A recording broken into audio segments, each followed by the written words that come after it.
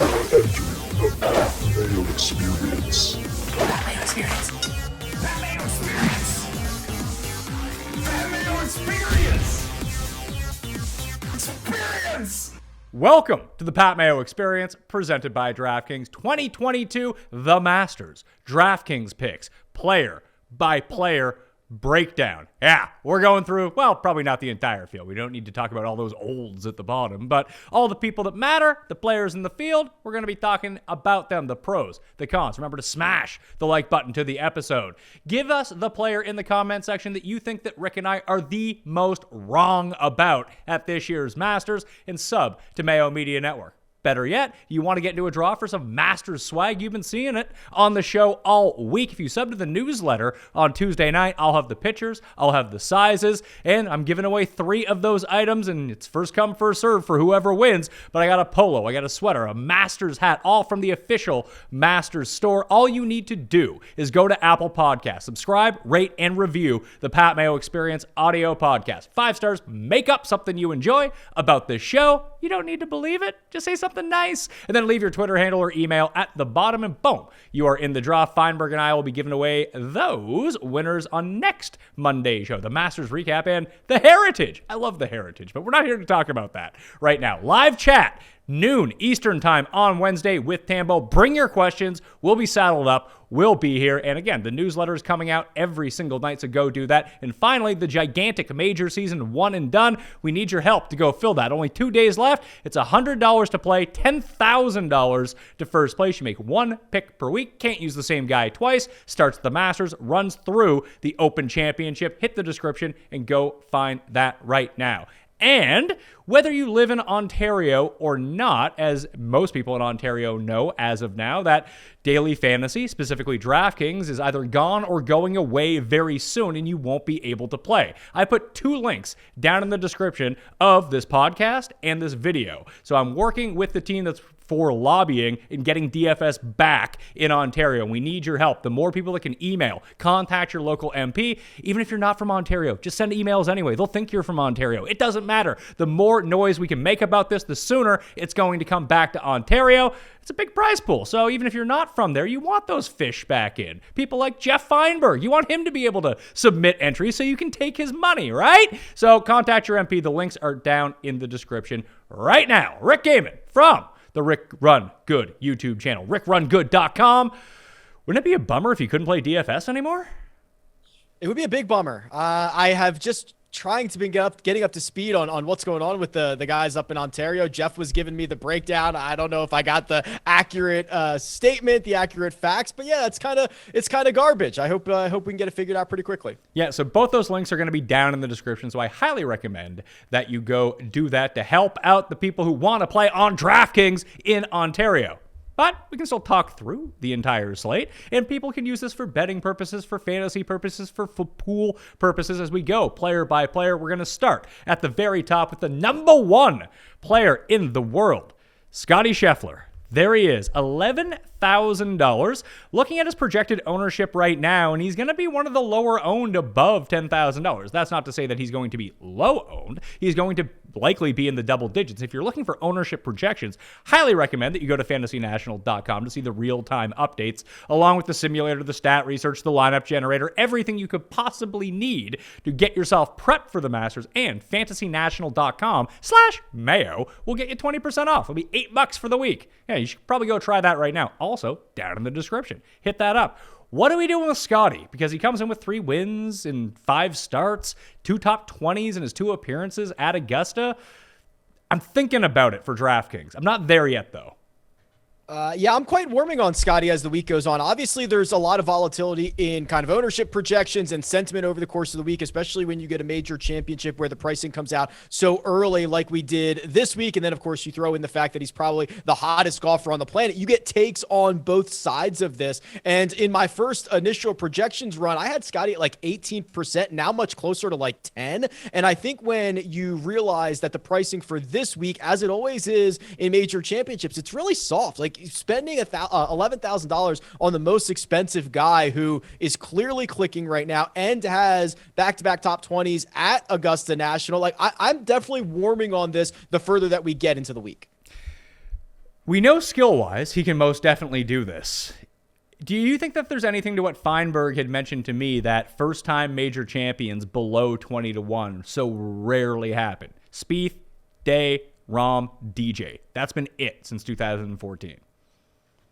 No, because we're also kind of in like a historic, like when you win 3 times in 5 starts, there's nothing that like books have to make you fairly short. They're not going to get Burns for a 4th time in 6 starts. So I think a lot of it is that it's not like he's been building up to this for 12 or 18 months. It's just a sprint that's going on right now, and books have to adjust accordingly. So no, I don't necessarily think that that's a real thing to worry about. And when you start looking at the skill set, and we'll probably talk about this countless times, the changes that have been made to Augusta National, not only making 11 and 15 longer, but resurfacing, 3 of the greens. That's going to help the younger guys, the guys with less experience. It's going to start to level the playing field, even just a hair. So I'm not really worried about that at all for Scottie. So you do mention 15 was lengthened, the par 5. Number 11 removed the trees on the right-hand side. Now there's just 3 single trees that are right there. So you'd probably be pretty unlucky to get stuck behind those. But that's the play on number 11 now, is try to put it like into those trees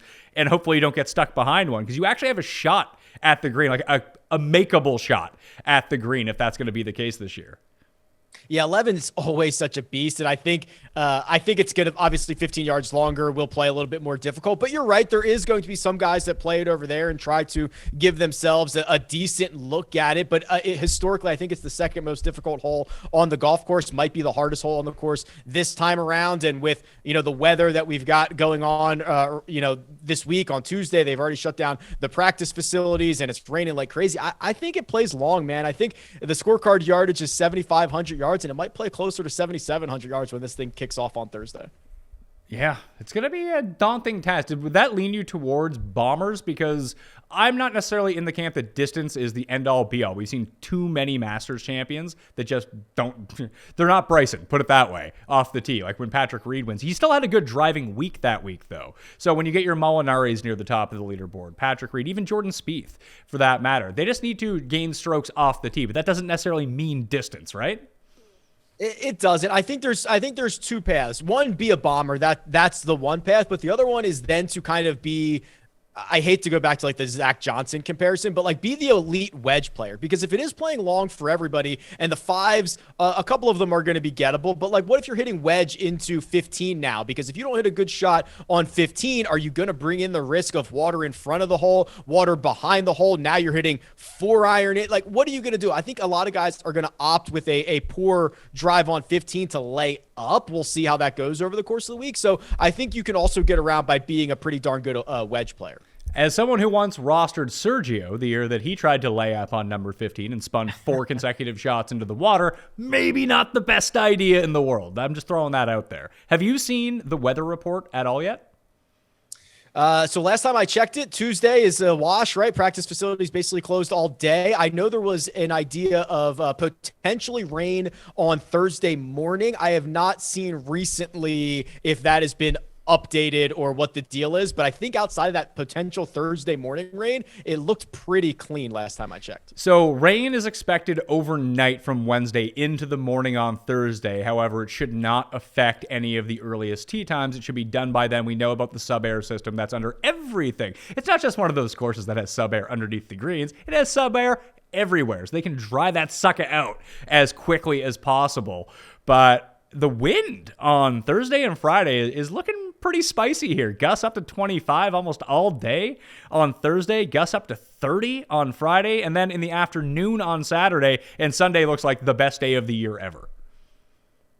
Yeah, that it really does. I think, the early lean for me, I think the Thursday PM, Friday morning guys might have the better of it. I think Friday afternoon might get a little bit windy, might get a little bit more difficult, but it's strange, right? Because I would normally be like high apex guys to hit into these long irons into the greens. That's what I want. But then when you start adding wind into the mix, you're thinking, oh, maybe it's the low apex guys. So I think for an event that has such a small pool of golfers that can actually win this thing, maybe it's 25 or 30 with the wind, with kind of the changes that we're seeing. Maybe we open up that pool a little bit. 30 25 guys, something like that. But I still think the cream's going to end up rising to the top here. I most definitely agree. However, I think it would be somewhat prudent if you do believe in the weather splits, and maybe you just think that, this might as well be astrology. Like, it doesn't make any sense and it doesn't mean anything. And honestly, if you just never paid attention to the weather and didn't overthink it, you'd probably be doing better for yourself, because when we start to overthink it, sometimes like at the Players, for example, I just made the complete wrong decision because I didn't anticipate the tournament just stopping for 24 hours. And that really threw a wrench into my guys' plans to be on the course at the good time. But I was starting to think of a few players where, yes, they can win in ideal conditions, but they wouldn't be severely downgraded in bad, windy conditions either. Because you talk about that Zach Johnson year, it's kind of akin. It's in the same family as the Danny Willett year, where the winning score +1, -6. I don't think that's where this is going to end up. No, I don't think so either. We're going to get enough good weather. And this course, the fives you can get after, there's going to be some decent scoring around here. When you start to talk about some of the guys that can do it a lot of different ways, like we're going to get to a couple in a second that get me excited. But I think that's probably the smart way to approach this. And I know it sounds stupid, like, give yourself as many paths to victory as possible. But there are certainly, even without knowing what the weather is going to do and what the wind's going to do, having guys that can get you there a couple of different ways doesn't mean that you have to be right on what that forecast looks like. Continuing with the Players, the second highest priced player on the board is Jon Rahm. 4 consecutive top 10s at Augusta National. Number 1 in ball striking over the past 24 rounds. Number 1 off the tee. Number 7 in par 4 scoring. 64th in strokes gained putting of the 91 players in this field at the moment, which is not great, but 4th tee to green, so that's going to be pretty good. He's going to be very highly owned, not likely to be the highest owned of the $10,000 guys. I have a conviction on one player above $10,000. I'm trying to find a partner for that player above here. And I think it's going to be Jon Rahm, because eventually the putter's just going to click, isn't it? Yeah, I think the way it's shaping out as we chat right now, Jon Rahm is like the most fair golfer on the slate. I think the price and the ownership makes complete sense. When you look at the constant ability to finish inside the top 10 at Augusta National, that gets you excited. And the only flaw in his game is the one thing that I generally don't care all that much about. And when you look at longer term form for Rahm, he's a much better putter. And when I get to major championships, especially when I get to Augusta National, I start to look longer term. And it's scary stuff when you start looking at last 50 or last 100 rounds for Jon Rahm. So I'm probably very fair on him. I wish he was a little bit lower owned. I'd be all over it. But I think if you were looking for a solid option, a guy who is most likely to be in the mix on Sunday, Rahm's the guy. Yes, and he'll probably be the second or third highest owned above $10,000 right now, likely pushing around 20%. Dustin Johnson is another one that I would most definitely throw into that mix. Obviously, he missed the cut a year ago, but won in the November Masters, 2nd the year that Tiger won, 10th the year before that, and fell off the stairs, I suppose, is what we're calling it, the year before that, and had to withdraw at the last second. We've heard it all week. DJ is trending upwards. He's starting to play a whole lot better. But for a while, and I think that people forget this, he was so carried by his putter through the end of last year. Not so much at the Ryder Cup when he was awesome, but even after that, towards the early part of the season, the ball striking hadn't really come back until recently. Are you buying him on the upswing? Or is, as one of the most popular plays on the slate, someone to leave to the side? Because I'm leaning towards leaving him to the side.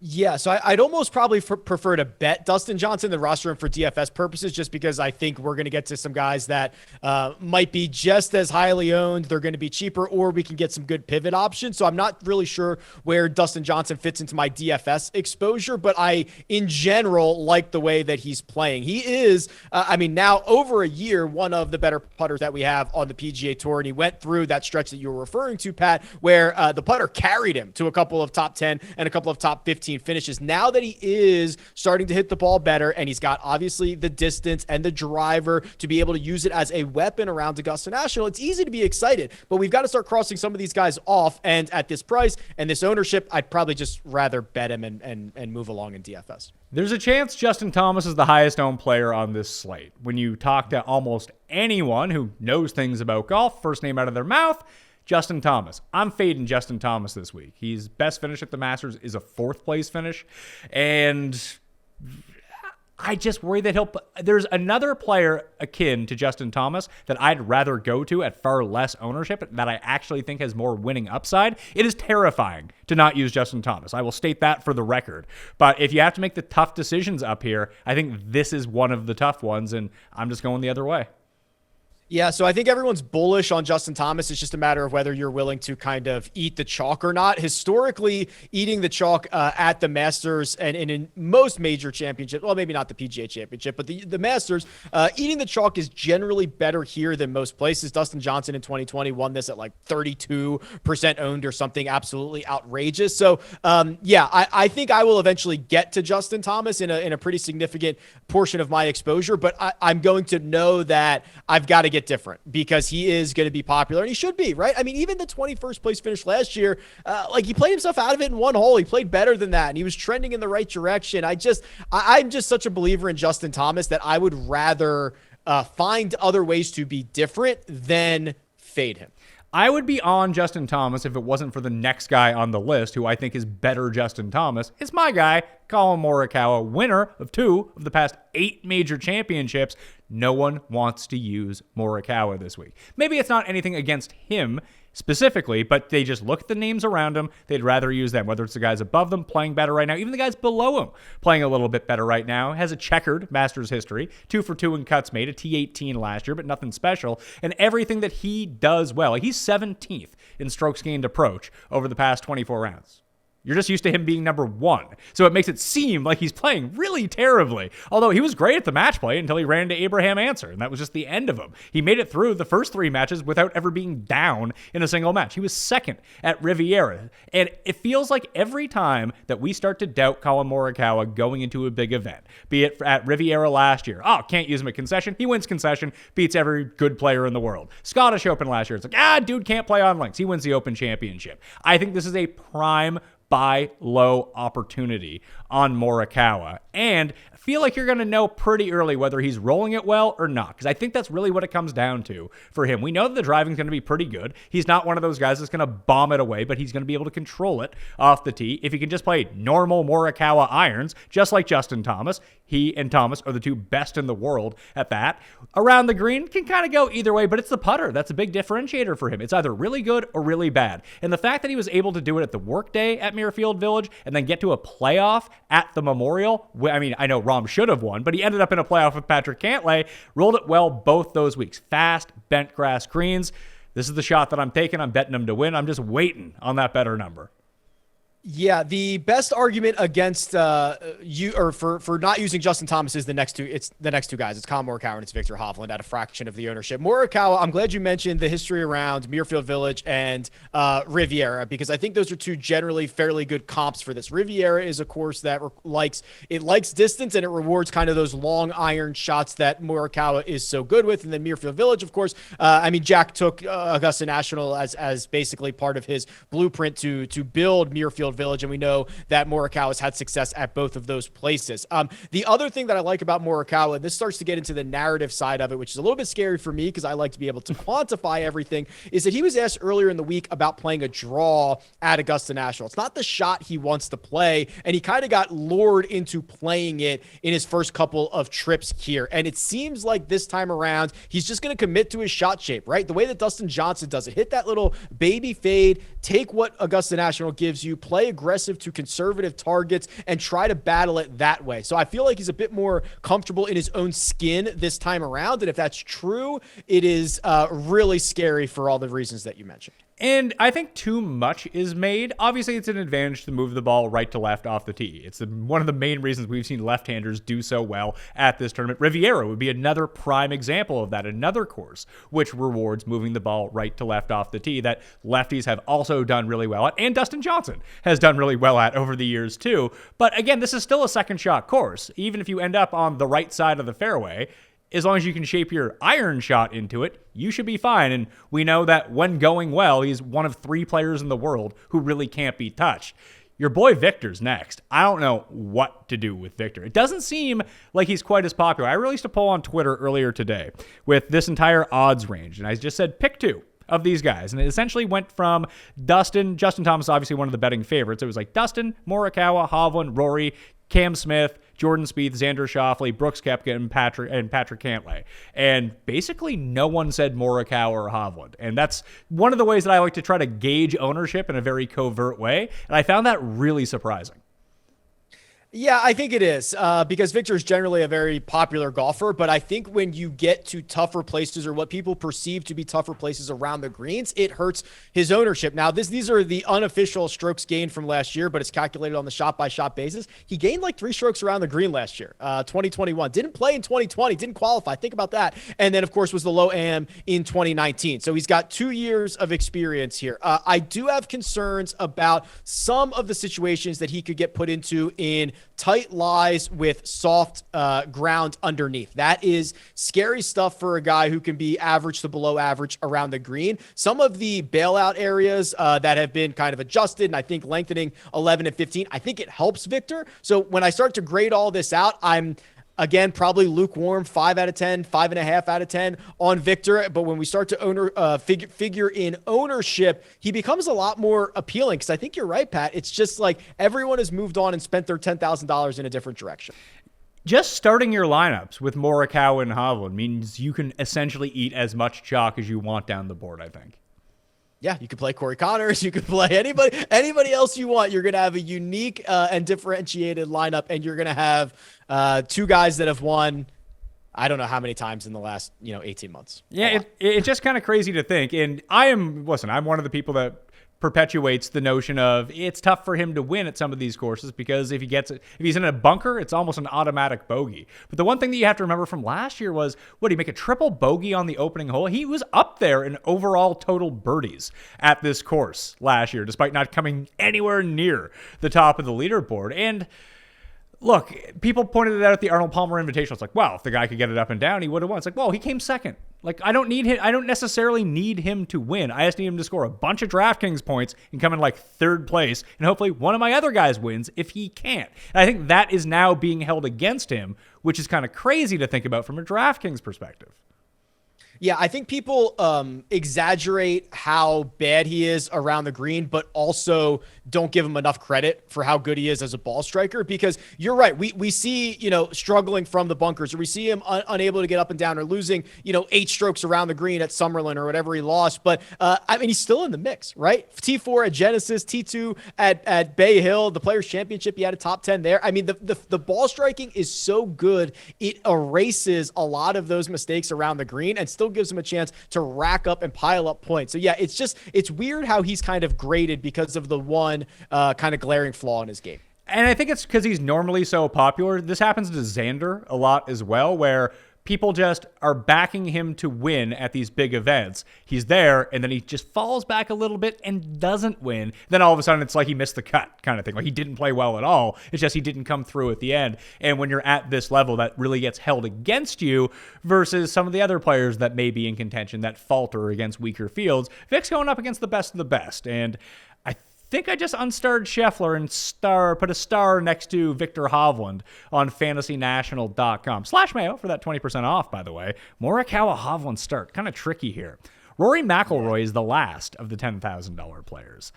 Been playing really well. Did not play so well last week, obviously, in Texas, but I can't wrap my mind about what to do with Rory either. And this has been a theme all week, and I think it's happening to a lot of us. Just, it's really hard to pull the trigger on any of these guys. Rory is Jeff's one and done for the week. I mean, I bet a Valero Masters double with Rory. Now, he didn't win Valero, but doesn't mean he can't win the Masters. I was just trying to hedge against, we wouldn't get a good number to bet him outright had he have won the Valero. He would have been the most popular play on DraftKings, and now people are sort of wishy-washy on him. Do you just go with your gut and say, you know what? Rory has crushed at this course more often than not. He's been playing really good golf for almost the entirety of 2022. Let's just go with it. And the pressure's off with Tiger back, isn't it? No one is talking about Rory winning the Grand Slam. So definitely no one's talking about it. I do worry that the pressure side of completing the career Grand Slam is more internal for Rory than it is external, but he's not going to be asked about it as much, and everybody's going to be paying attention to Tiger and every move that he makes. So I agree there is a bit of that going on. But yeah, listen, the wetter this is, I think it's better for Rory, right? Just tap into the weapon, hit the driver, carry it a long way. He is savvy on these greens. I know that people think that the putter's not very good at Augusta National. He's been a great putter. It's actually like the wedge control that's been his issue, but this is a spot for Rory where when you start considering ownership and the fact that he's just $10,000, where when I consider everything, he's probably like my third favorite play in the 10K range, and we can just kind of avoid all the I like that he played last week, Pat. I like that he switched it up and he played last week. I know he missed the cut, but I think it might just be helpful to do something different the week before you get to the Masters. I believe the last player to miss a cut before winning the Masters was Miguel Angel Jimenez. I think I have that right. It could have been Angel Cabrera. Now I don't remember. But it's been a while since that's happened. I don't believe that stuff. That doesn't mean anything to me. Okay, good. Yeah, listen, so you don't buy into any of the trends? I mean, it didn't work out. It didn't work out last year because like 5 consecutive winners only had like 13 letters in their name between first and last. Yeah, which is of course super predictive. No, I'm a big hater of said trends. The only one that I kind of like is the one that floats around where it's like, what do the guys do 90 days leading into the Masters? And that's just because I think these guys do try to peak at the right time. But no, all that stuff about what country they come from and how many years of experience and how many letters in their name and did they have a T13 in the 7 starts leading it? I don't care about any of that. I do think that course history does make a huge difference at this course. It's not so much that a first-timer can't win. Obviously, Fuzzy Zeller won in 1979. That was the last one. Zalatoris came second last year. Sungjae came second the year before that. Spieth finished second in his first ever appearance at Augusta National. But I do think that there's that like extra 2% that you just don't have the knowledge potentially as the differentiator coming down the stretch where, you know what, I can just put it up over there and it's going to roll back this way. You just don't know that yet. And I do think that's an inherent advantage to players that have played this at least more than once. Yeah, and certainly course history to me is different than trends, but I do wonder, we focus on Fuzzy Zeller being the last debutante to win, but you just rattled off a bunch of guys who finished second, right? Like if we expanded that to the podium or top fives, I think we would see a lot more names that are playing well, not necessarily winning. Winning's hard. Winning can be random. Winning can be lucky, that are playing well their first time around Augusta National. And I think that actually pertains more to the outright betting market and actually getting across the finish line and winning than it ever would with DraftKings, because we're just looking for scoring here. If guys come in second or seventh, that's usually good enough as long as you have the right guys around them, like the Players Champion of the Year, Cameron Smith, who has been excellent at Augusta throughout the course of his career. I know because I bet him every single year and he comes 10th or 5th or 2nd and doesn't get across the finish line. Now he's like 14 to 1 at DraftKings Sportsbook in order to win this week. I'm not betting that. That's just way too short for me. And I know that he plays well here every year. Maybe I should just continue to go with it. He's going to be either the most second or third highest owned player in the DraftKings Millionaire Maker this week. That goes without saying based on the run that he's on. Tiger Woods is still the only player to win the Players and Masters in the same year. And when you rely so much on just making every putt, I don't like backing those guys. I just don't. Can you talk me in or out of this? Because I want to be out. I really do want to be out. I'd prefer the outside as well, Pat. It's just I have to pick and choose which chalk that I eat. I think I'd prefer to eat JT at the top if I'm going to do it. Smith is just kind of in an awkward spot. And for me, the longer this plays, which I think it's going to play long, I think it hurts him. And you're right. The reliance on the short game, which he's proven he can do, but the reliance on the short game is kind of, it just makes your path to success a lot more narrow. So when I start looking at guys that we're going to get to in the $9,000 range or ways to allocate my salary cap up above Cam Smith, he's just kind of in an awkward spot for me, and he ends up being an X. I don't know how we can quantify this or if it matters at all, but there's two things really working against Cameron Smith with the pairing that he drew at the Masters. One, he's playing with Bryson. That just doesn't sound fun whatsoever. And two, he's playing in the group in front of Tiger. So there's just going to be a lot of buzz. How many people do you think are going to be following around Tiger versus following around the Smith and Bryson group? All of them. Yeah, I mean, no, they'll be like they'll catch glimpses of those guys because they'll be waiting for Tiger to come through. So they're going to be moving all around, trying to get situated for when the next group comes through. It is a real thing. You hear guys talk about it all the time. You know, we'll get to Joaquin Niemann eventually, but that's someone that I kind of liked this week, and I hated to see that he's paired up with Tiger. It's just a 3-ring circus. You're already seeing it on Monday and Tuesday in these practice rounds. I mean, it's bonkers what's going on out there. So yeah, we'll never be able to quantify it, but man, if you have to break ties, it is a bit concerning. Yeah, I'm going to break a tie that way. No Cameron Smith for Pat Mayo in DraftKings Millionaire Maker this week. There will be tons of Jordan Spieth, though. Let's go. I wish I hadn't looked at the Valero stats, Rick, because it's just making me want to buy. I still have a bullet to fire in the outright betting market at the very top of the board. One of the top 10 guys. I'm going with Morikawa. I'm just waiting on the better number. But I still see Jordan Spieth 22-1 lingering out there. And all I have in my mind every single year is just the Bart Simpson on the chalkboard. Do not fade Jordan Spieth at the Masters. And I'm just not going to do it this year. I'm going to play Jordan Spieth. I'm thinking about betting Jordan Spieth. I don't know what's happened to me. Well, who have I become? Yeah, this is dangerous, Pat. Don't step into that. I'm kind of, I don't know if I'll bet him, but I think I do like him for DFS purposes. I mean, you start looking at the metrics. Is he gaining a ton of strokes on approach? Not really, but he's gaining every single week. And then of course he has the monster Sunday round at the Valero, and he ends up gaining 6 strokes over the course of the week at that event. The huge concern, obviously, the flat stick. I mean, it's been horrible, which is crazy to say about Jordan Spieth. So really, what we're asking is for Jordan Spieth to putt well at Augusta National. Like, that's the gap that needs to be plugged. That's the leak that needs to be plugged. And if that's the leak that needs to be plugged, I think I'm pretty okay with thinking it's going to happen when you talk about the nuances and the experience and just like Jordan Spieth is going to putt well again eventually. It might just be this week. And no player has more strokes gained on approach at Augusta National over the past 5 years than Jordan Spieth. And he was no good for 2 of those years. So you got to think about that. He still played well at this course even when he was in his biggest downswing. The biggest thing with him on DraftKings, we know Cam Smith is going to be super owned.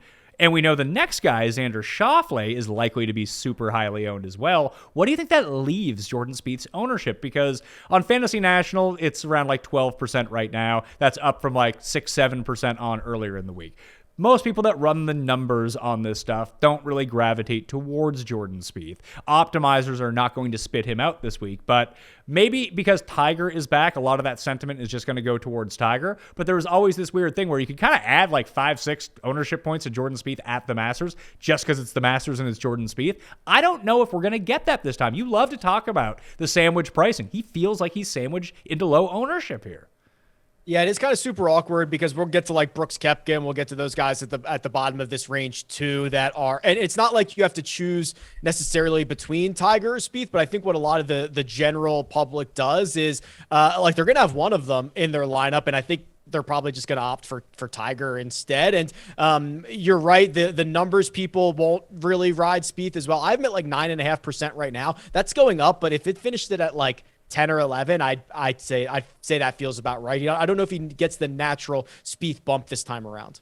Xander's next. I initially, when we did the Millie Maker pick show with Raza and Tambo, which you can always just go check out, flick back after this show on Mayo Media Network or the Pat Mayo Experience podcast feed, which again, rate and review, 5 stars. Help us out. I really need those ratings and reviews. I'm giving you stuff from the Masters store. In order to do it, hit the link down in the description. People, please, let's get on your iPhone. Boop, 5 stars. Easy stuff to do. Help us out over here. I liked him because I figured most people would be off him. And then I kind of made the case that everyone's going to think that everyone's off of him, then everyone's going to be on him, and he's going to end up being one of the highest owned guys. This exact situation played itself out at the Players' Championship like 3 weeks ago. It's going to happen again. Pretty sure Xander's going to be one of the highest owned guys with good reason. He's been great at Augusta over his short career, and he's been a lot better than I think people imagine in their minds over the past 3 months. I'm starting to think this is going to be a fade for me right now, though, because I've talked myself into Spieth.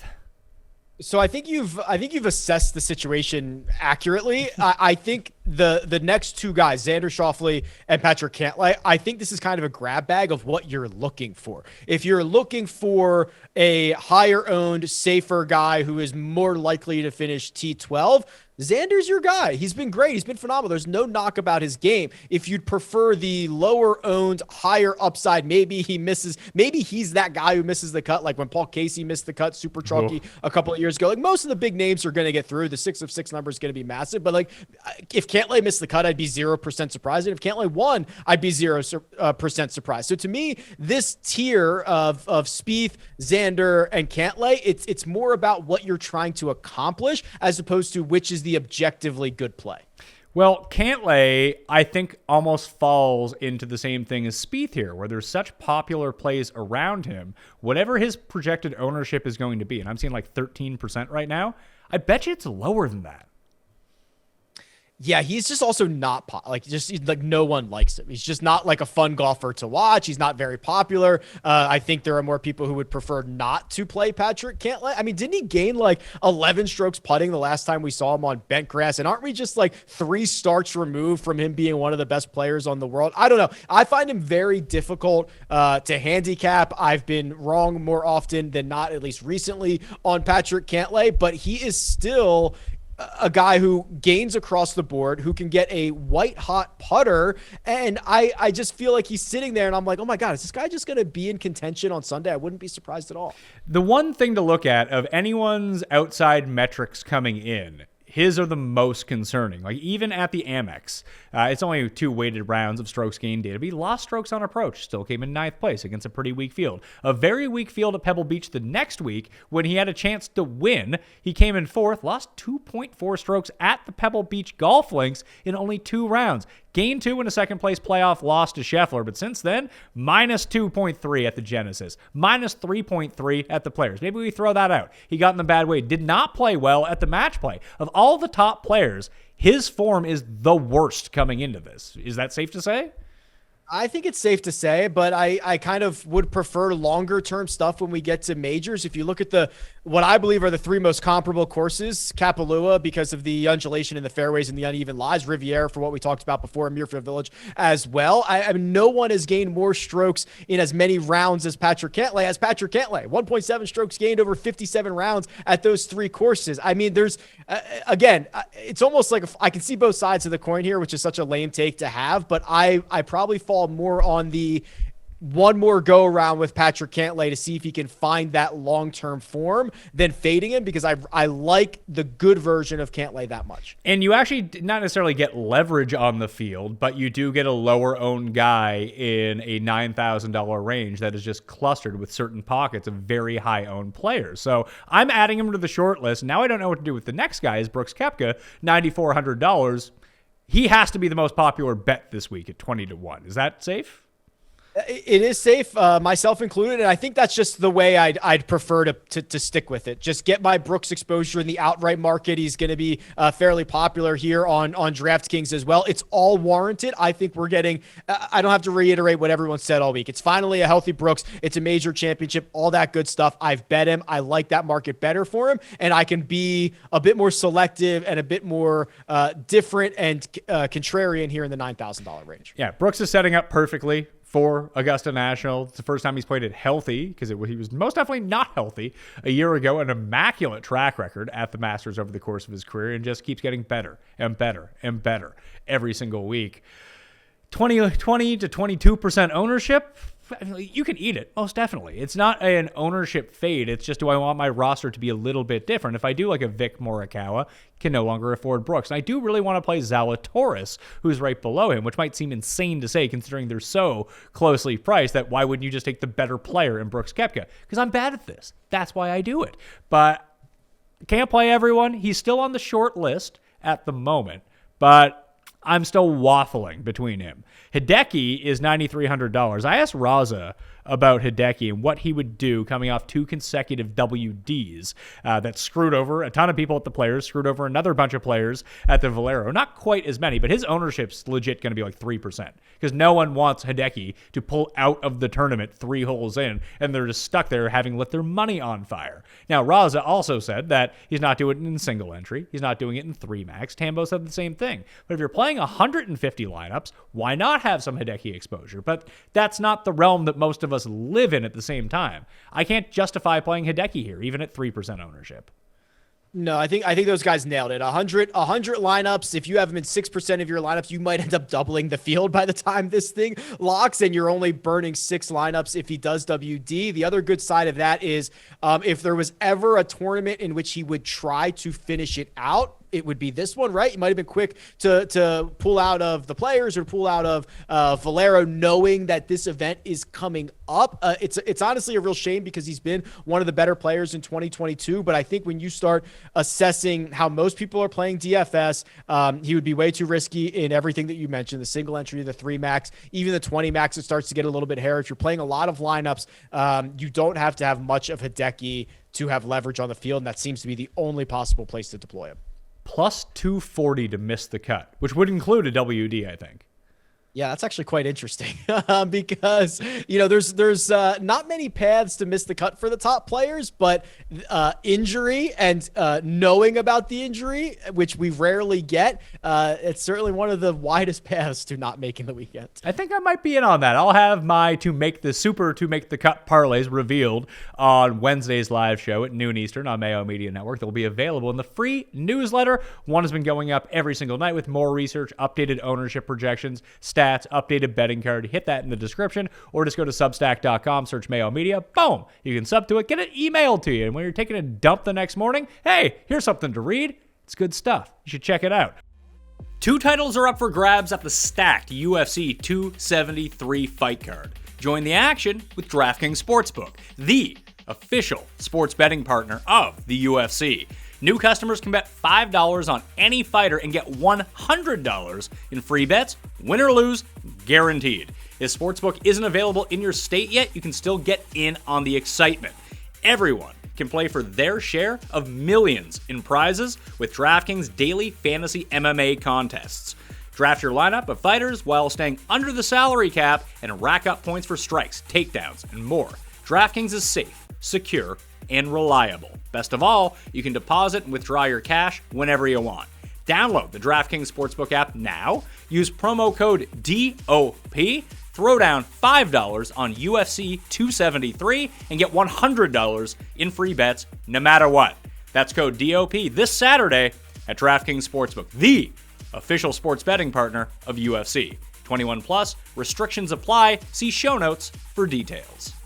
Will Zalatoris. I bet Will Zalatoris to win at 40 to 1. I want to play him right here. Am I being trapped at $9,200 because I realistically think he can do this?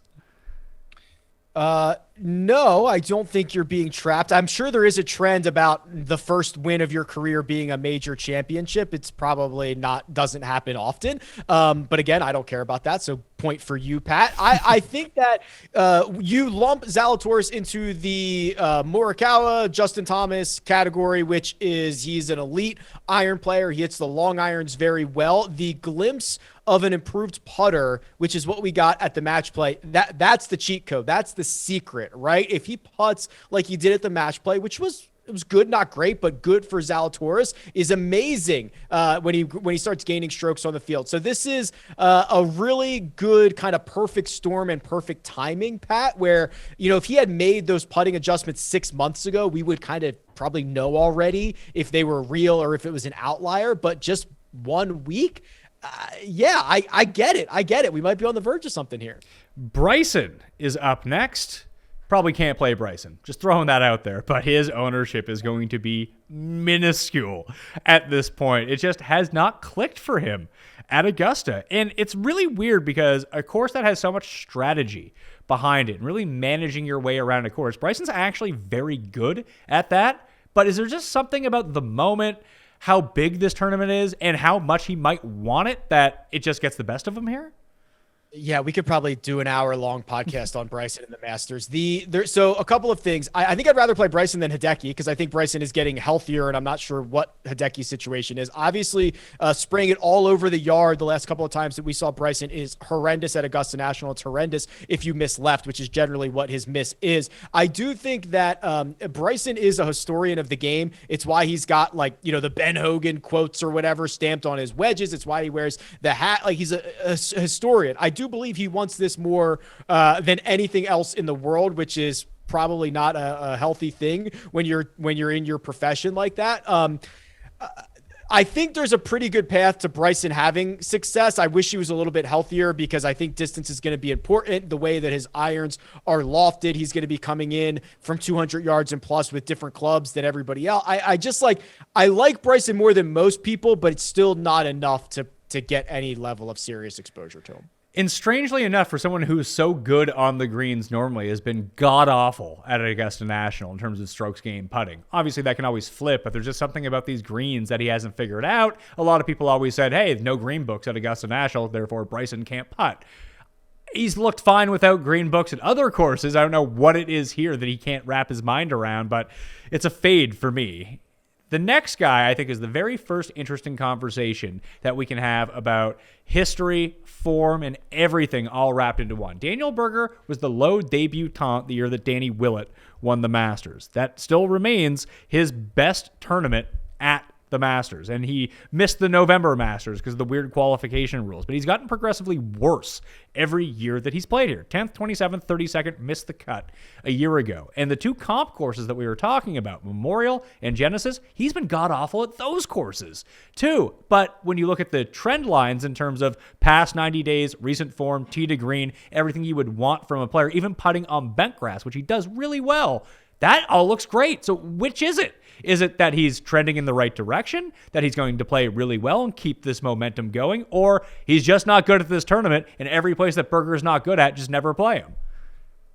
Yeah, and I think that the fact that the history around here not being great and the history around what we perceive to be some of the comp courses not being great, I think that actually tells a pretty compelling story for Daniel Berger. And I just worry that the longer this course plays, and I think it's going to play quite long this week with the lengthenings and, of course, the weather that we've got rolling in to the area, I think it hurts him. Could he pull a Webb Simpson backdoor top 10 like he did in 2020 when that course was wet and soggy all week long and Webb should have never have contended? Sure, that's possible. I just would probably prefer to take a pass on Daniel Berger and find him at seemingly much better. There's probably 15 spots on tour that are better for him, maybe more than that. Yeah, just play next week at the Heritage.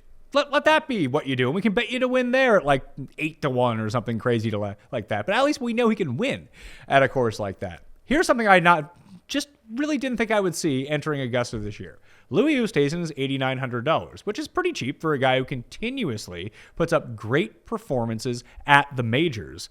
But very little interest, 45-1. So in the betting market, it's not moving up, it's not moving down. The stats are never really going to look all that good for Louis, and he's a pretty highly volatile player, but this is what he gets up for, major championships. And you know what? $8,900, if he can come in second place, I'll take that. That's going to work out very well for all of my lineups. I expected him to be like 20% owned. He is not. I'd say 10 max, somewhere in that range.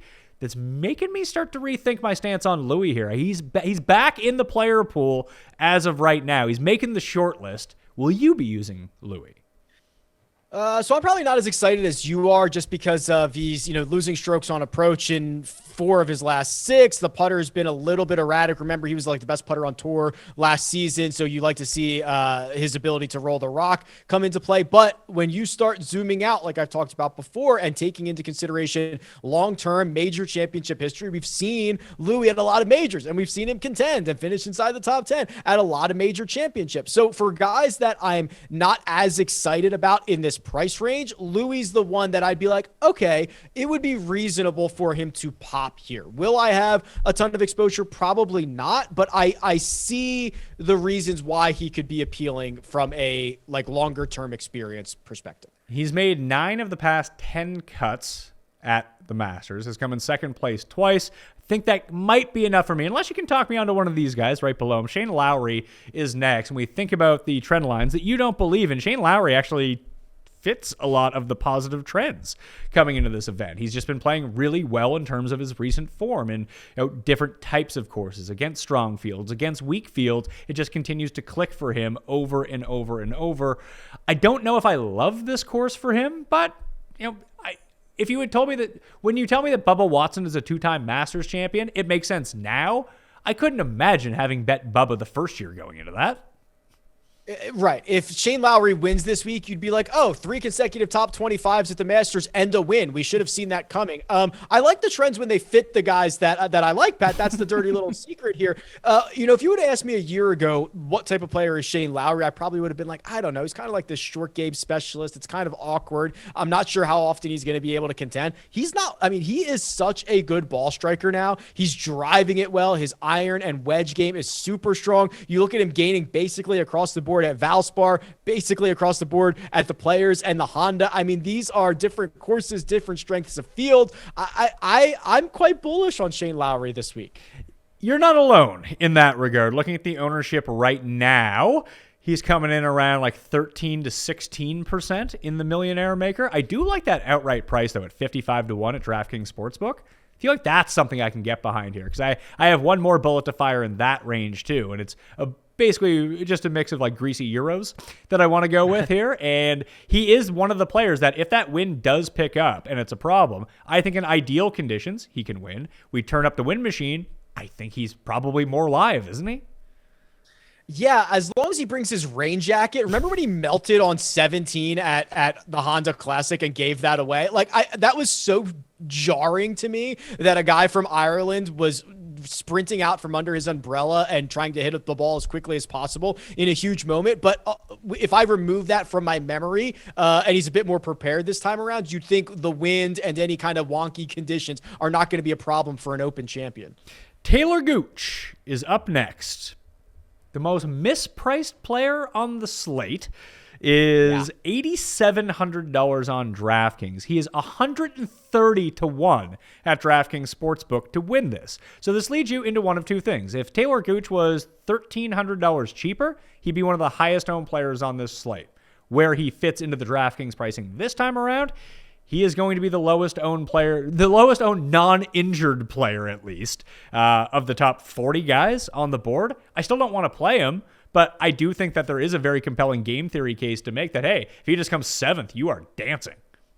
Yeah, and that's the side I want to take here. I think Gooch is the most fascinating golfer on the slate because of what you just mentioned, Pat. When pricing comes out so early and everyone's like, oh my God, he's at least $1,000 more expensive than he should be. Sam Burns is right here. He's won 3 times in the last 12 months. What are we doing with Talor Gooch? Like, I get that. I understand it. And it's driving his ownership down to, just as you mentioned, the lowest healthy golfer on the slate. But look at how Augusta National should set up for Talor Gooch, who's making his debut. Well, Gooch is longer off the tee than he is accurate. That's generally fine at Augusta National. He is one of the better kind of iron approach players in this frame. And we've seen him be able to avoid 3 putts. He's high up in 3-putt avoidance, which is always super helpful on these undulating greens around Augusta National. I know he's overpriced. I think I'm willing to exchange that for the very low ownership that I'm going to get on him right now.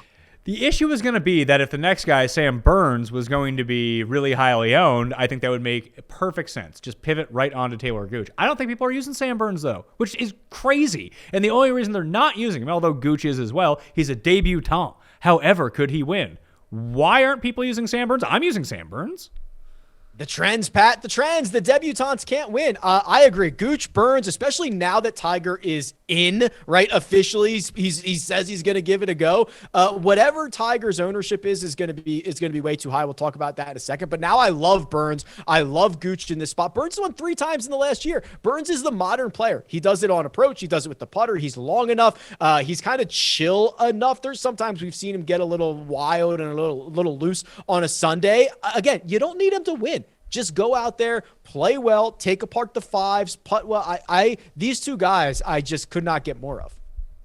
It just seems so crazy because Burns is a way better player than Gooch, at least in my mind. But the numbers would back me up on that. The wins would back me up on that. What I see backs me up on that. So why just not all the Burns, none of the Gooch? Well, because Gooch can contend just as frequently as Burns can, right? We have no idea about how either of these guys are going to play Augusta National, and one of them is going to be a fraction of the ownership. And I don't necessarily have to choose one or the other at these prices. I could play both. I could play none. I could play one. I could play the other. I've got a lot of options here in this range. I love the 8K range for kind of its leverage possibilities. Let's do it.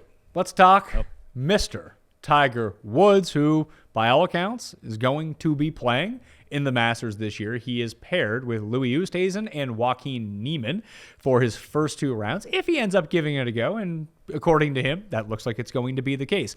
8,500 is a really good number. I think that Tiger is going to play well. Win? I don't know about that. I don't want to bet the 35-1 at DraftKings Sportsbook right now. I bet him to make the cut 2 days ago at plus 120. That number is completely shifted as well. It's now minus 120, minus 125. It's going to be minus 200 by the time Thursday gets along. People want Tiger to be good. I want Tiger to be really good. I don't know how this works from a DraftKings perspective, though, because the people that wouldn't factor in, the blind Tiger love is going to show up in the betting market. I don't know if it's going to show up in the DraftKings market. If you had to guess his ownership percentage in the DraftKings Millionaire Maker, in any of the Millionaire Makers, what do you think it's going to be? 7%? I was thinking 8. Yeah, something in that high single digits. I think you're going to get people who play him, right? I could argue he's objectively a very bad play in DFS, and I've done the same, Pat, where I actually bet him to play about a week ago, and then I bet him to make the cut a couple of days ago, because I think the most likely scenario is Tiger plays well, especially the first 2 rounds. As kind of the competition rounds start to add up on the body, he probably falters a little bit, loses ground on the weekend, all good. I think that when you look at the guys that he's priced next to, it's almost impossible to play him. But there will be a contingent of people who say, it's Tiger Woods, it's the Masters, I don't care about this $20. I'm playing the guy, and it's probably going to end up being like 7 or 8% of the field. What would be if you were to use Tiger in your DraftKings lineup this week? Obviously, win is what you would want, but what's like a realistic possibility, like upside for him, like T8? Oh, I think that's pretty generous. Like, listen, I'm bullish on Tiger, right? I think he's been hoodwinking us for a long time. It doesn't sound like you're too high on Tiger. I mean, it's literally just from a DFS perspective that I'm not super stoked about it. But I was gonna say like T17, right? I mean, a T17 would be you play well over the course of you shoot a 70 in round 1. Maybe you make a slot. Like, he's gonna probably still be a little bit rusty when he gets into competition. He's gonna make like a sloppy bogey or a sloppy double, and then he's gonna pick up a shot or two with his brain and with his experience, and just like T17, something like that. T14 maybe is kind of where I think the upside lands. Sungjae Im came second in his debut at the Masters. The November Masters, missed the cut a year ago. We talked about Cantlay's recent poor run in terms of statistics. Sungjae is even worse at the moment. But a lot of that is being drawn from the Players' Championship and the Arnold Palmer Invitational, 2 tournaments where you could have got wiped out by the weather, which he did. No one is playing Sungjae, and I don't know if I have the guts to do it, but as we'll get to in a minute with Joaquin Niemann playing in the same group as Tiger, which could affect him a little bit. Is this the move I need to be making onto Sungjae? Like, if you don't use Tiger, don't use Niemann. Is this the perfect guy to slot in? Yes, I loved Niemann until I got the Tiger pairing, which is always so concerning. So yeah, I think this is the natural pivot. Sungjae didn't get out of his group at the match play. He hasn't driven it nearly as good, but we've seen him go through stretches like this before where just for, 3 or 4 starts in a row, he kind of loses the driver, and he's usually pretty good at getting it back quickly. What I like about Sungjae that people don't necessarily realize is he's pretty stout around the greens, right? We saw that in 2020. And when he gets going with that putter, it can be really, really good. So I like him as a pivot play. I think that's the angle. It's not just like, hey, in a vacuum, is he better than Niemann? I don't think that's true, but I think you get a nice little pivot option. Well, or you can just use Adam Scott, who I have bet to win this tournament. I like where you talk about players peaking. and peaking to try to win the majors. It really feels like that's what Adam Scott is trying to do with his early season play. His putting has been off the charts good, which is mind-boggling to me as someone who's been playing DraftKings as long as me and using Adam Scott and watching him miss 2-foot putts. He's not good around the greens whatsoever. However, at Augusta National, he has been pretty good over the years. Obviously, he's won the Masters before. The irons are still really good. It's the driving with him, which is just a complete mystery. It's either really good or it's really bad. He has very few break-even weeks off the tee. I'm rolling with it. I think that Adam Scott can win this tournament. He's $8,300. He should be like 20% owned, and he's going to be like 9% owned. I want all of them.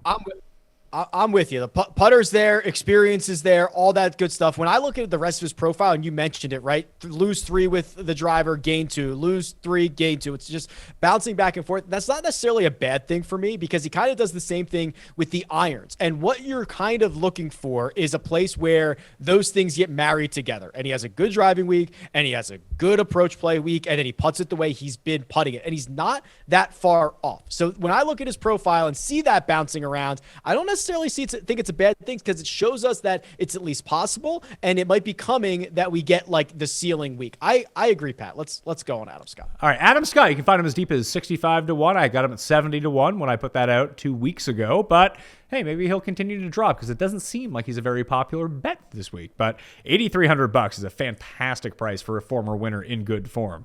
Niemann's next. He's $8,200. As mentioned, he's paired with Tiger. It's just a fade for me right now. Like, I don't know what the metrics are behind it. I'm trying to use my logic on this one. Feels like it's going to be a real tough week for Niemann.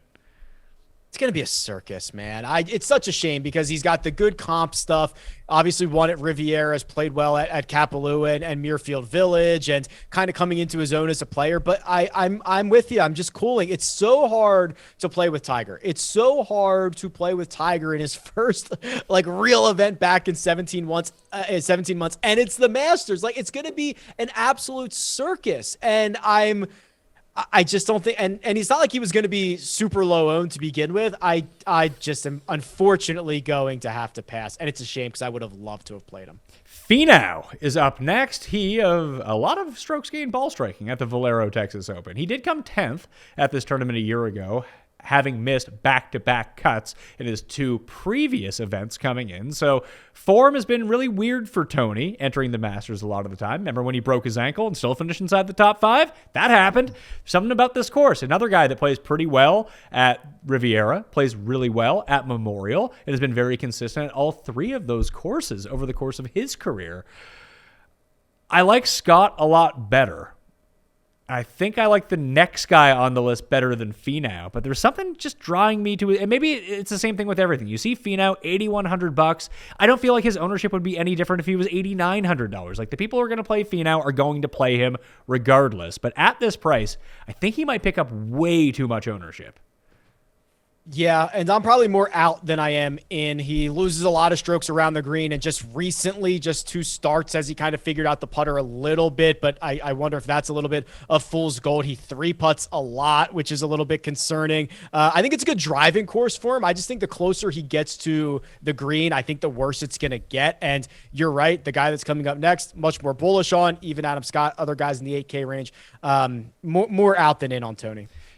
Tyrrell Hatton is $8,000. I am considering a last-minute wager on Tyrrell Hatton. I am most definitely using him on the DraftKings slate at $8,000. He can just get it. He's a lot like Sungjae in a weird way, where he can just kind of do it in many different ways, like at Arnold Palmer Invitational and the Players. He didn't really have his best stuff, but putted the lights out. That carried him. Didn't really have that at the Valspar. Struck the shit out of the ball. He was fantastic with his irons. He was pretty good off the tee, and he doesn't really have a great track record at Augusta, but he was inside the top 20 a year ago, and he's another one of these guys that if the wind does pick up, I do trust him to be able to grind out a tough Augusta and still have a chance in an easy Augusta. Yeah, finally had a good result at the Masters last year after a couple of subpar years. But I agree with you. He can get it done a lot of different ways. When he's going well, it's kind of the iron game and the putting game, which is usually a high ceiling combination. And then I think people won't realize that this stretch of golf that's got a couple of good results at the Players and the API and the Valspar, that's been going on all year, right? I mean, he started in Abu Dhabi with a T6, went to Dubai, finished T4, played in Saudi Arabia, T28, probably should have been a little better there in that field. But like, this is a sustained 8 or 9 start stretch for Tyrrell worldwide in 2022 that I think presents a lot of optimism. Abraham Ancer withdrew last week from the Valero Texas Open, which was going to be a home event for him after playing really well at the match play, eliminating my guy, Collin Morikawa, when he couldn't miss a putt from anywhere. That was fun to watch when you had outright money on Collin Morikawa. Either way, congratulations to Abraham Ancer, but I still don't know what's wrong with him or where he stands in terms of this injury. There's no way I can play him. No. I agree. The language that he used, and I have not heard an update since, is that he was forced to withdraw, which okay. I will not be playing him. I have no idea about his status. And quite frankly, I loved him last week because it would have been a home game and we saw him play at the match play, but that match play result might be an outlier, right? Like the last stroke play event on the PGA Tour that he played really well was like Mayakoba. So I mean, I don't think I'm missing out on all that much by just assuming Ancer's not going to play all that well this week. Ancer is plus 175 to miss the cut, by the way. So we take, where is he? Hideki Matsuyama plus 240. Abraham, the Mexican Allen Iverson, put them together plus 835. So 8-1 for a 2-player to miss the cut parlay. It's not crazy to think about considering both these guys could withdraw. Yeah, I agree. That's actually a lot better than I thought it was going to be, because it's not just golf related. It's like, hey, he might just not be physically able to go. Sergio is next. Obviously, Sergio has not made a cut at Augusta since winning the green jacket. I'm always intrigued by what Sergio can do at major championships just because his ball striking is always going to be so good. But even recently, like the tee to green's not great. He's been driving it immaculately. The putter has actually been quite good, but the irons have not. 74th in strokes gained approach over the past 24 rounds. That starts to worry me with Sergio. If he's missing greens, it could be a rough go if he's forced to make a bunch of 7-footers. I'm out. Yeah. I mean, last 4 starts, -2.5 on approach, -1, -5, -2. Like, if that's the version of Sergio we're getting, I can't be in. And you throw in the fact that, which is absolutely accurate, just been abysmal here since he won. Pass. We can go to somebody else. How about Russell Henley? He's also the same price as Sergio. Optimizers are going to love Russell Henley this week because anytime you run any sort of stat model, it loves Russell Henley. He hasn't played in the Masters in a while, but did have consecutive top 20 finishes at Augusta National in his previous 2 appearances. Makes a ton of birdies, fantastic on approach. Lacks off the tee is probably being generous. He's closer to the Fred Couples of the world than he is to the Jon Rahms of the world with a driver in his hand, unfortunately for him. But he can make it up in a lot of different ways. I think that he'll be popular because optimizers will spit him out. So anyone who's multi-entering, playing 10 to 150 lineups and is using an optimizer, they're going to have a lot of Russell Henley, and that's going to make up a large percentage of the lineups that you see in the Millionaire Maker. But I just like the other players' upside. I'm intrigued with the other players' upside more. Like, can Russell Henley win? Yeah, sure. Would I be absolutely shocked if he won? Yeah, I would be shocked if Russell Henley won. Opposed to the other guys that are around him, whether it be Sungjae, Scott, Niemann, Finau, Hatton. Ancer's hurt, but then you have Henley, Sergio, Fitzpatrick, Fleetwood, hell, even Connors, Casey, Rose, Webb. I would think that all those guys, I wouldn't be stunned if they won. I would be stunned if Henley won, and that's just giving me pause. And I think it's right. I mean, if I knew Russell Henley was going to be 7% owned, I'd be a lot more interested. But I think you're right. He's the advanced metrics darling when you kind of talk about that stuff. But when you dive deeper into the metrics and he loses strokes off the tee and he does it in the backwards way, he's accurate, but he's not long, which is kind of not really an advantage here because everybody's going to be often playing out of the fairway. And I just can't get there on a high-owned Russell Henley, even though he's a Georgia guy, and I like the way he sets up for it, but now I don't think it's a good spot. How about a player who has increased his distance off the tee over the past few years? Good at Memorial, good at the Masters, good at Riviera. Also going to be pretty highly owned, like 13 to 16%, I'm imagining. I'd much rather play Matthew Fitzpatrick than Russell Henley. Yeah, Matt Fitzpatrick has been awesome, right? I mean, he's just been finishing in the top 10 of all the deepest fields and biggest tournaments that we have in golf for 18 months. Like, it's really kind of incredible. And he's a kind of guy that I think he is hard to model a little bit just because he gains across the board fairly consistently and a bit more on the short game stuff. And you always worry about that. But he puts the ball in the cup. He does it frequently. And if the winds start to kick and things get a little bit nasty, I don't think I particularly care with Matt.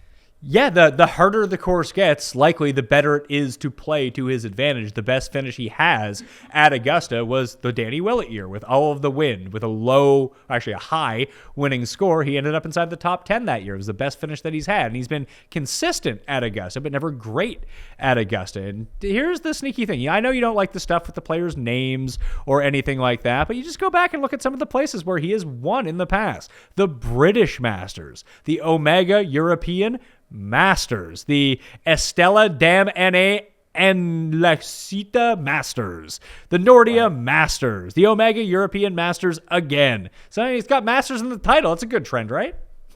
I imagine there is nothing wrong with that at all. I will be locking him into all of my lineups right now. Add another Masters to the resume. It's just going to be a great success for him. Tommy Fleetwood up there as well. He'll be far lower owned than Matt Fitzpatrick, but No on Tommy. Not doing it. Yeah, I agree. Tommy's, I think the results have been better than people expect, but like some of the places that he's played well, you'd kind of expect him to play well, right? Like when he gets to Florida, you usually see good Tommy. And I'm like, I just can't be in on this. I'm looking at a longer term form, and the only places that I've seen him play particularly well recently are places that you would expect him to. So it's kind of hard to translate that to this event here. So I'm out on Tommy. Well, let's lump the next two players together because I think that we're seeing the mirror version. I've always thought of Corey Conners very much in the same vein as Abraham Ancer in terms of what their overall skill set is, but frankly, Ancer can putt from time to time, and he's not as consistent with his ball striking as Corey Conners is. Is Paul Casey just the old Corey Conners? Like, once Corey Conners learns how to chip just a little bit, he's just Paul Casey, isn't he? Yeah, the advanced metrics are quite similar for both of these guys. The closer they get to the green, the worse they are. I guess for this week in particular, though, there are injury concerns or back concerns with Paul Casey that are not there with Corey Conners. But from a kind of game on paper perspective, they're very, very similar guys. So what do we make of the Paul Casey back injury? Obviously, he sustained it against Corey Conners on the second hole, yanking two of them into the hazard, and that was the end of him at the match play. He conceded after 2 holes, conceded his next 2 matches. We haven't seen him since. He didn't even go to the Paul Casey Open to try to win the Valspar. You know that's going to be somewhat problematic if he's not showing up to events like that, where it's the only place where he really wins in North America. Both poor putters. Casey a better chipper, obviously, than Corey Conners. Corey Conners' track record at the Masters, like Paul Casey's, very, very good. I expected Conners to be one of the highest owned players on this slate, but almost everything I look at shows Casey creeping up on him, and that it's really keeping Corey Conners from being 20% owned. He might be like 13 to 15, and now Casey's going to be like 8 to 12. I'd rather go with Conners over Casey, but back injuries are so weird because as someone who suffers from back injuries, I can tell you they're all different. You don't know how long they last for, and you can have a back spasm that lasts 3 days, then your back feels fine. If it's not a debilitating back injury, he could be absolutely fine, and we just don't know it.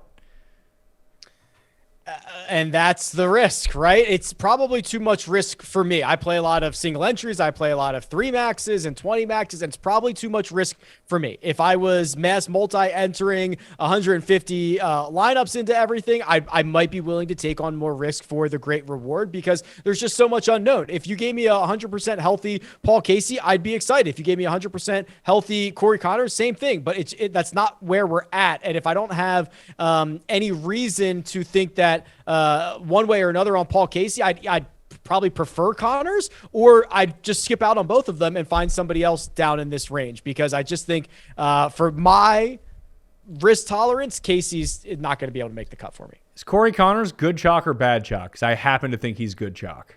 Yeah, I think he has 2 because, first of all, he's playing great, right? He's playing great. We know this is a second shot course. We know he's got good course history. I like the way he kind of set his schedule leading into this event, the way he kind of ebbed and flowed through the calendar and played I really like what Connors is doing with everything, and I think he's fairly good chalk. Justin Rose is next on the list. I don't know how to deploy Justin Rose, but I actually think he has a pretty good week because that's what he does at these weird events where he just makes every single putt. First round leader bet on Justin Rose. Does that sound right? Yes, that's the one. I'm pulling up the stat right here. Let's see. He has been the first round leader. He was first round leader in 2004, 2007, 2008. He sat inside the top 4 in 2015, 16, 17, and then was the first round leader again in 2021. The way to deploy Justin Rose is via the first round leader wager. I think that's, unless I play a first round showdown, I think that's all the Justin Rose I'm going to have because since Torrey Pines, he's been awful. Can't be doing that, Justin Rose. Webb Simpson. This will be his 4th start back since injury, and he has not really looked good at all. Someone who has a weirdly consistent Augusta track record, but has never really been in contention to win ever. But he's only $7,500, so you're not betting the 130 to 1. You're asking for a good DraftKings play. I think his lack of distance off the tee when we start getting into this range, this is where I want to start targeting bombers and aggressive players to try to pile up birdies and eagles and just hope that the DraftKings scoring ends up higher than the finishing position, and that would leave me off Webb Simpson. Yeah, I love Webb, but the situation is since he came back from injury, he has not looked like Webb Simpson. And if he is not awesome from fairway through green, it's very hard for him to contend. And I think it's going to be hard for him to make a lot of noise on especially a longer Augusta National course. So I'm out as well. It's looking like he's going to garner some ownership too. A guy that will not would be Patrick Reed, who no one wants to use, former Masters champion. Obviously, as Feinberg told me, well, he beat Jon Rahm in a singles match at the match play. Obviously, he's back. Listen, he could be the low-owned guy. He's actually an intriguing first-round leader bet as well. Like, he can just capture something for one round and get going, but I'm staying as far away from this train wreck as possible. I saw Tiger Woods versus Patrick Reed in a head-to-head. Tiger was like plus 150. That sounded kind of good. Yeah, I mean, like there's a decent chance Patrick Reed doesn't make the cut, and I know that's kind of freaky to say for a guy who's healthy and a past champion and plays all the time on the PGA Tour, but his metrics are horrible. His best finish as of late is that T26 at the Players, and he gained 9 strokes putting. 9. If you have to gain 9 strokes putting, or if you do gain 9 strokes putting, you should be winning. Patrick Reed finishes T26. There's just so, in my opinion, so little upside to this guy, and it's just all downside. I kind of agree about that, and with Bubba Watson next as well, the 2-time champ. Obviously, he can show up, play well. It's one of his happy courses, but all the other happy courses he normally has have not really been going well for Bubba Watson, and people really got sucked in to what he did in that one round at the Players when he didn't miss a putt, and that was the only good round he's had in 3 months, so no. Yeah, the same day, Justin Thomas, him and Justin Thomas were bogey-free around whatever that was, Saturday or round 2 at the Players. And yeah, that was the magic. And then when things got easier, we never saw it again. Obviously, the creativity around Augusta National is interesting, but we're going to get to Mark Leishman here. I like Mark Leishman more. I'm not as excited about Bubba Watson. As it turns out, I skipped Billy Horschel because I didn't even really want to talk about him. But he does come in at $7,400, not $7,300 like Bubba Watson. You want to talk about someone with bad course history? Billy Horschel has bad course history at Augusta. Yeah, shockingly bad because I think Billy is a lot better than people will give him credit for. He's got kind of some weird wins with the match play and the European stuff, but I cannot play a guy that in this limited field, his last 3 trips has gone 56th, 38th, 50th. He's missed 2 cuts prior to that. His best finish was 7 years ago, and it's a T17. It's just something does not jive well with Billy when he gets to Augusta. Mark Leishman, someone who has played very well at Augusta in the past, is undercursed this week, but that's not reflective of the DraftKings ownership. He's going to be one of the higher owned guys from down here. I like Leishman. I think playing in the wind is something that obviously he is very comfortable with. He looks very slim these days too. I don't know what to make of that, but it's something it's like, hey, he really got into much better shape than he used to be. But $7,300 is a really good price for him. Don't like the 55 to 1 as an outright win. I can't figure out if I want to go with this or do I just sink to the very bottom of the sevens where the Pat Mayo All-Stars live.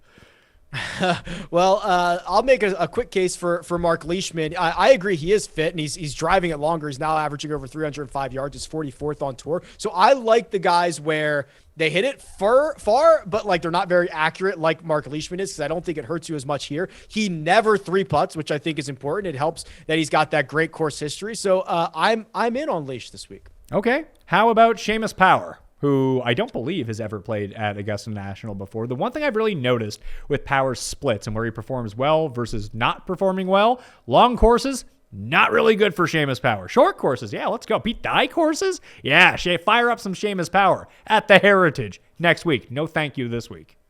I agree. He has not played here before, and I agree with your assessment on kind of the course situation. I'll take a pass on Power as well. Kokrak, who, what has he got, Saudi money on his mind? Oh yeah, that seems like all it is right now. It's definitely not the Masters, put it that way. 1 foot out the door for Jason Kokrak, who I also don't know if it's a greens reading book situation, but he's one of the biggest losers in putting in differences between 2021 and 2022 in the calendar years. Doesn't have good history in 2 starts here. I'm out. Are we witnessing a week, Rick, where my guy, Kim, is going to be one of the most popular plays at the Masters? Yes. One of the most popular is probably not warranted, but like I get it, right? Like, the ball striking, the upside. I mean, what he finished here last year, T12. He is awesome off the tee now and going back for 6 months. I get it. Right. And he is someone that I've had a very difficult time handicapping over the years, but the exciting upside of Siwoo Kim is back, baby. Now, I don't know if he's going to end up being chalk. On Fantasy National, I always think that Siwoo Kim is a little bit over-owned in terms of the projections, and a lot of that is probably my fault, because a lot of people who use that site are people who found fantasynational.com/Mayo for 20% off through this show. Looking at other ownership projections right now, I still see him in like the high single digits. I like bets on him. I mean, I bet him to win this tournament at 100-1 with the top 8 each way. I bet him to make the cut. I like Siwoo a lot here. I'm going to be using him, and it sounds like you are too, right? Yes, and he's not a guy that I use a lot, but when you start looking around, and we talked about being out on Kokrak and being out on Seamus Power, and then you've got kind of a bunch of debutantes and flyers, like this is the good type of flyer that I want from this range. Max Homa, a guy that I invested in very heavily a year ago, did not go well for Pat Mayo. Is next. He is down at $7,100. I like Max, but it's funny because we think about Siwoo as a first or last Ricky Bobby type player. Homa's kind of that guy too. Oh, for sure. And a lot of it revolves around the putter. Like when he putts well, he usually finishes inside the top 10 or top 15. Now, it doesn't happen as frequently as I'm sure that he would like, and he just hasn't been able to figure out the puzzle that is that is Augusta National. So I'm probably like a 4 out of 10. I like the guy. I think there's a chance he could pop. I just probably won't be a part of it this week. Yeah, I'm going to sit out on him because I want as much Robert McIntyre in my life as possible. T12 in his debut a year ago. A big hitting lefty who, if the conditions get bad, listen, I'll take a guy from Scotland. It's good enough for me, I think, that he can manage those conditions with, relatively few problems versus the rest of the field. He was all right at Riviera earlier this year. He's pretty good at Valero. Last week, we just haven't seen a lot of him because he didn't end up being in the top 50 in the world, so he wasn't at the match play. He was at the match play. He didn't perform all that well, but didn't get into the Players' Championship, which was really weird. I like him here. I just inherently like lefties at this course, especially longer hitting lefties. Not the Brian Harmons of the world, although he's played well here as well. But I don't think people are using Bobby Mack. I'm going to be using Bobby Mack. I can see him being like 3% owned. Yeah, as will I. And actually, the good form goes back even a little bit further than Riviera, because his last 2 starts in February on the DP World Tour were both top 15s. Yeah, he's a very talented, kind of raw, talented player who hits it far. And there is a little bit of that lefty love, right? It's Phil, it's Bubba, it's Mike Weir. It's just kind of the angles that you can get and the undulation, the way the ball lies, that tends to help these guys. And you saw it in his one start last year. So yeah, let's fire him up. Let's go. Luke List is next. I'm in. Hasn't been great since he won, right? He's still first tee to green over the past 24 rounds. Oh, yeah. Back to losing. Here we go. So Yeah. gains 3.7 at the Farmers, -5, -2, -7, -1.5, -3, -3. Yeah, Luke List is back. Oh, man. But he is $7,000. He is not going to be popular. You don't need him to win this event. But his overall tee to green profile is perfect for Augusta National. And maybe being a local kid, maybe he can figure out these greens. And I do always like really bad putters on the fastest greens possible. I do too. He just 3-putts so often, which is horrible. like, and like, I feel like he might 3-jack 12 of these greens on Thursday and like play himself out of this. We can agree that from tee to green, it's awesome. The long iron stuff, great. But boy, I'm really worried about what happens when he gets closer on the greens. Yeah, I mean, Sergio's won this. Corey Connors, like, putts okay at this course. I know List is, like, in a tier even worse than those guys.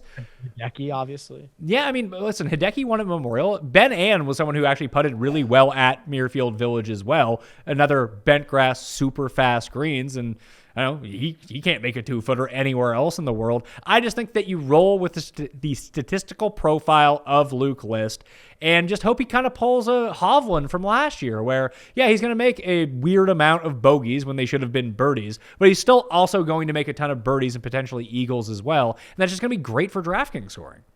I do expect him to outpace his finishing position with DraftKings points, no matter what that finishing position is. And I do believe that this is one of the better probably formats to unveil him in. Last one in the $7,000 range is Cameron Young. He is a débutant here, a first-time player at the event.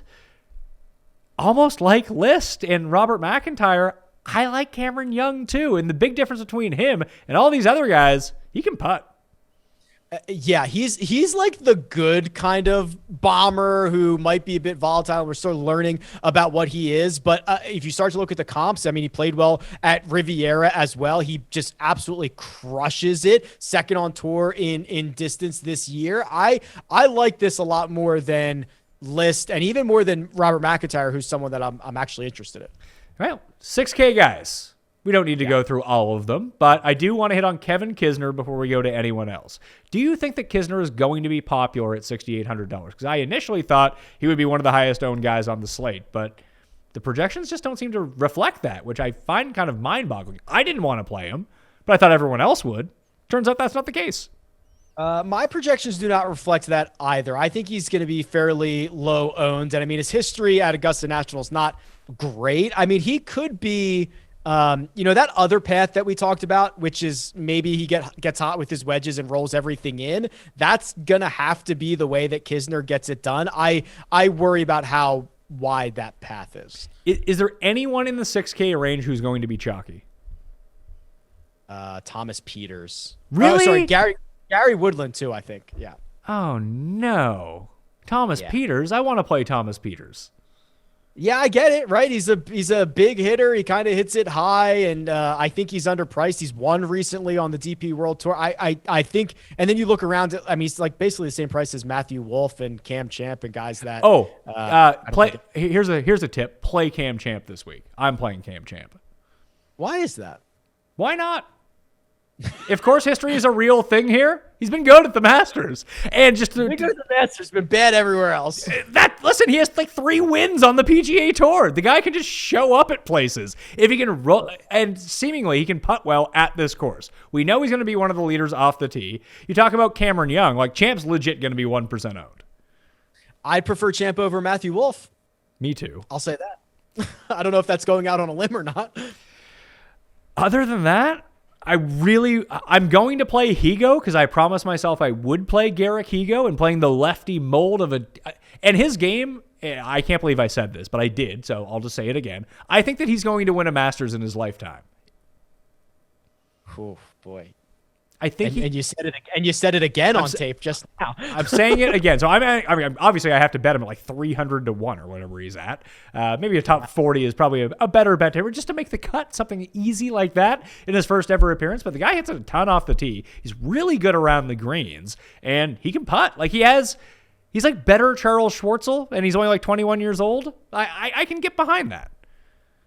Yeah, I almost wish he didn't win immediately, right? I feel like when something like that happens, it completely changes expectations for guys. And I think it was the week. Did he win the week before the U.S. Open or the week before something? And everyone was super excited about his U.S. Open number or whatever that next major championship was. And I think he just missed the cut by about 9 strokes. I just worry about expectations and how quickly they've changed on him, because I do like the raw talent for someone who has a lot of room for growth left because he is so young. I am seeing of the $9,000 range, the highest owned right now being Woodland, Harman, Na, and then Thomas Peters. Also, Bezadenhout is getting some rub here too.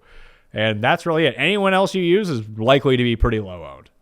Yeah, the Woodland stuff makes complete sense. He's driving it long again. No problem there. We don't have to spend too much time on it. The other one I thought was kind of interesting is Sepp Straka, who hits it kind of far enough. He played well after his victory. He had a top 10 at the Players. He played all right at the match play. I wouldn't mind Straka at $6,600 as a pivot. I'd rather play Straka than play Woodland, who, almost like Billy Horschel, has been terrible at the Masters in his career. Yeah, it's so bizarre, isn't it? You'd expect him to be better there, to kind of lean into the ball striking and the second shot, and he hits it long enough. I don't know why he hasn't been as good here. Anyone else you think we should mention from down here? You got your Guidos, your Willets. Is Mac Hughes a legitimate play at $6,300?